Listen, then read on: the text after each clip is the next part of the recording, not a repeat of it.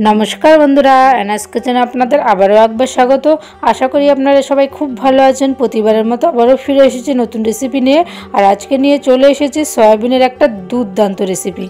भात बा रुटिर साथे किन्तु दारुण जमे जाबे एई रेसिपिटा। आपनारा बाड़ीते एइभाবে एकबार हलेও ट्राई करबेन। और यदि भालो लागे ताके लाइक शेयर करते भुलबेन ना एबं कमेंट बक्से जानाबेन केमन हयेছে। और नित्य नतुन रेसिपि देखार जोन्नो चैनलटिके सबस्क्राइब करे देওয়ার জন্য अनुरोध रइल। तो भिडियोटी किन्तु स्किप ना करे शुरू थेके शेष अब्दि देखते थाकुन। এই রেসিপিটা তৈরি করার জন্য নিয়েছি ছোট সয়াবিন। চাইলে এখানে আপনারা বড় সয়াবিনও নিতে পারেন। এটা গরম জলের মধ্যে 1 ঘন্টা ভিজিয়ে রেখেছি। প্রয়োজনে আপনারা কিন্তু এটাকে সেদ্ধ করেও নিতে পারেন। 2 থেকে 3 বার ভালো করে জল দিয়ে ধুয়ে কিন্তু চিপে জলটাকে বের করে নেব। একটা পাত্রে 3টে ডিম নিয়ে নেব।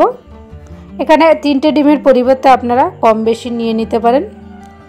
সামান্য একটু নুন দিয়ে ডিমটাকে ভালো করে ফেটিয়ে নেব।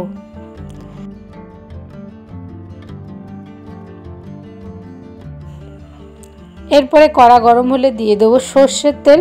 তেলটা ভালোভাবে গরম করে সয়াবিনটাকে ভেজে নেব। সয়াবিন কিন্তু ভেজে নিয়ে রান্না করলে এর টেস্ট বেশি ভালো হয়। সয়াবিনটা ভাজা করার জন্য সামান্য একটু নুন দিয়ে দেব। আর দিয়ে দেব সামান্য পরিমাণে হলুদ গুঁড়ো আর সামান্য পরিমাণে লাল লঙ্কার গুঁড়ো দিয়ে সয়াবিনটাকে ভালো করে ভেজে নেব।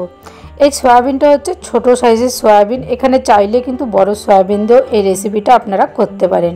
সয়াবিনটাকে একটু ভালো করে সেদ্ধ করে নিয়ে করলে সয়াবিনের মধ্যে যে গন্ধটা থাকে সেই গন্ধটাও লাগে না আর নরমও হয় খেতে। ভালোভাবে ভাজা হয়ে গেছে সয়াবিন, এবার তুলে নেব।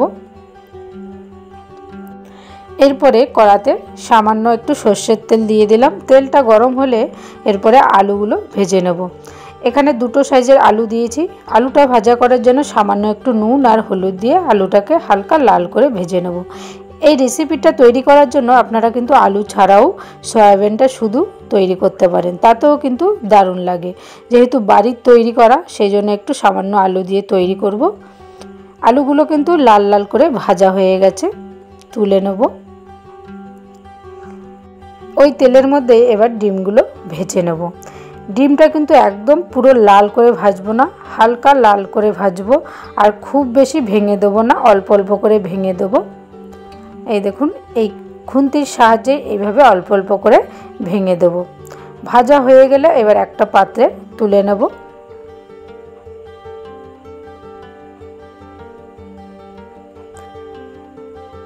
কড়াতে এবার পরিমাণ মতো সরষের তেল দিয়ে দিলাম। ফোড়নে দিয়ে দেবো গোটা গরম মশলা আর একটা তেজপাতা, হাফ চামচ মতো গোটা জিরে। দিয়ে দেবো 2টো বড় সাইজের পেঁয়াজ কুচি। একদম ছোট ছোট করে পেঁয়াজগুলো কেটে নিয়েছি।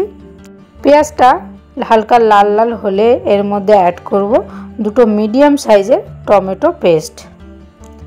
এই রেসিপিটা যদি ভালো লেগে থাকে অবশ্যই লাইক শেয়ার করতে ভুলবেন না এবং কমেন্ট বক্সে জানাবেন কেমন হয়েছে।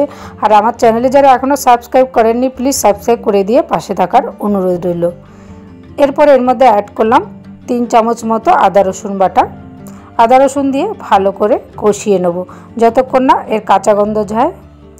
দিয়ে দেবো স্বাদ মতো নুন আর 1 চামচ হলুদ গুঁড়ো, 1 চামচ জিরের গুঁড়ো আর 1 চামচ লাল লঙ্কার গুঁড়ো, হাফ চামচ ধনিয়া গুঁড়ো দিলাম আর 1 চামচ কাশ্মীরি লঙ্কার গুঁড়ো অ্যাড করলাম জাস্ট একটু কালারের জন্য। আপনারা যদি কাশ্মীরি লঙ্কার গুঁড়ো না দিতে চান নাও দিতে পারেন। এবার ভালো করে সামান্য একটু জল দিয়ে কষিয়ে নেব। মশলাটা যত বেশি কষাবেন ততই কিন্তু রান্নার টেস্ট বেশি ভালো আসবে।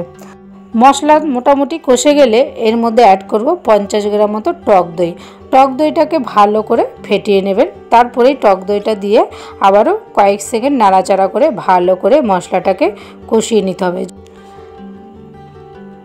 মশলা থেকে তেল বেরিয়ে আসলে এর মধ্যে এবার অ্যাড করব ভেজে রাখা আলু আর সয়াবিন। আলু আর সয়াবিন দিয়ে আবারও মশলার সাথে কিছু সময় একটু নাড়াচাড়া করে ভালো করে মিশিয়ে নেব। 1 মিনিট মতো ভালো করে এইভাবে কষিয়ে নিয়ে এর মধ্যে অ্যাড করব পরিমাণ মতো গরম জল। এখানে চাইলে আপনারা নর্মাল টেম্পারেচারের জলও ব্যবহার করতে পারেন। এবার দিয়ে দেবো এর মধ্যে ভেজে রাখা ডিমটাও। ডিমটা দিয়ে ভালো করে সয়াবিনের সাথে মিশিয়ে দেব। ऐड करब स्वाद मतो चीनी अवश्य स्वाद अनुयायी एकटू हलेও चीनी देवें এবার ঢেকে দেবো প্রায় 7 থেকে 8 মিনিট মিডিয়াম ফ্লেমে। ফিরে এসে দেখব আলুটা ভালোভাবে সেদ্ধ হয়েছে কিনা। খুব বেশি কিন্তু এটা ঝোল রাখবো না। এটাকে এবার একদিকে লো ফ্লেমে রেখে দিয়ে আর একটা জিনিস তৈরি করে নেব। কড়াতে সামান্য একটু সর্ষের তেল দিয়ে দিলাম। আর এই যে এই পেঁয়াজগুলো আর ক্যাপসিকামগুলো একটু বড় বড় করে কেটে নিয়েছি, আর তার সাথে কাঁচা লঙ্কাও নিয়েছি। পেঁয়াজ আর ক্যাপসিকাম যেভাবে চিলি চিকেনের জন্য কেটে নেয় ঠিক সেভাবে পিস করে কেটে নিয়ে তার সাথে 4-5টা কাঁচা লঙ্কা নিয়ে তেলের মধ্যে এইভাবে হালকা ফ্রাই করে নেব। একদম খুব বেশি কিন্তু লাল করে ভেজে ফেলবে না, তাহলে পুড়ে যাবে।